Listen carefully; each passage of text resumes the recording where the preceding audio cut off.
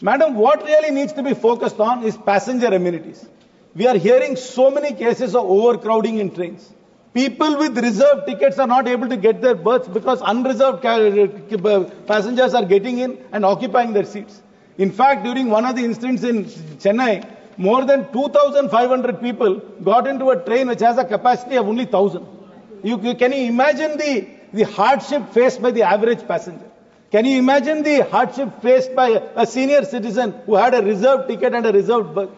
Shri Karti Chidambaram ji. Thank you, madam. If the minister pays close attention to all the members' speeches, he will realize that there is so much demand from India, so much demand from every corner of India for simple services and amenities which the people of India demand. But unfortunately, the minister and the department and the government ignore these demands and spend their time on vanity projects and on ego projects. Every single member has listed out demands in his or her constituency which are simple, basic and absolutely necessary. I joined that long list as well. There is a need to extend the Pallavan Express, which terminates in Karaikudi via Sivaganga to Manamadurai. There is a need to build an overbridge in Pullivalam. There is a need to build a subway in Namana Samudram. There is a need to build a subway in Ramnagar. And there is a need to reintroduce the Kamban Express, which has been stopped during COVID. These are all simple demands of simple people living in rural India and in small towns. But this minister, who is a very articulate man and highly educated man, I'm not doubting his educational qualification, he has to listen to us and stop these vanity projects of trying to build, as my learned colleague Mr. Meena said, about giving numerous trains to Ahmedabad and having these mythical speed limits, the speed trains, which are never going to be achieved because there is no infrastructure for trains to travel at this speed. But these ego projects are constantly being funded and nothing is being done. Madam, what really needs to be focused on is passenger amenities. We are hearing so many cases of overcrowding in trains. People with reserved tickets are not able to get their berths because unreserved passengers are getting in and occupying their seats. In fact, during one of the incidents in Chennai, more than 2,500 people got into a train which has a capacity of only 1,000. Can you imagine the hardship faced by the average passenger? Can you imagine the hardship faced by a senior citizen who had a reserved ticket and a reserved berth? These are the things which the government must focus on. But unfortunately, this government does not focus on them.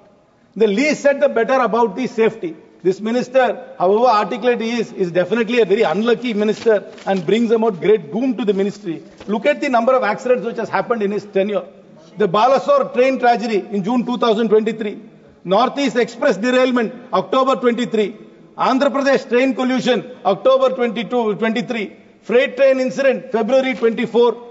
Local harbour line derailment, April 24. Kanchenjunga Express collision, June 24. Mumbai Howrah mail derailment, July 24. Chandigarh Dibrugarh Express derailment, July 24. Goods train derailment, Mathura train derailment, August 24. Tamil Nadu train collision, October 24. Vijayanagaram train collision, October 24. Jaipur train collision, October 24. Viluppuram, January 25. Now recently, madam, a stampede in the capital city of India. In the capital city of India, there has been a stampede. Madam, this government must completely reprioritize. Not fund ego projects, not fund vanity projects. Focus on safety, on customer amenity. The minister must travel in a train, must see the quality of the toilets in the train, must eat the food in the train, and then he will understand how much hardship the average passenger is facing. All these grand schemes mean nothing if you are not going to take care of the average Indian citizen's railway needs. And more importantly, madam, this government talks about employment all the time. But there are 274 vacancies in the railway. Will the minister clearly tell this house, does he have a plan of fulfilling all those vacancies, having a transparent process without examination leaks, without corruption, a transparent process to fulfill those vacancies instead of outsourcing those things? Madam, this government must take a humanistic approach. a realistic approach, and an approach which will fulfill the needs of the average citizen and not the needs of certain people's egos and vanity. Thank you very much, madam. माननीय सदस्य श्री सुरेश कश्यप जी।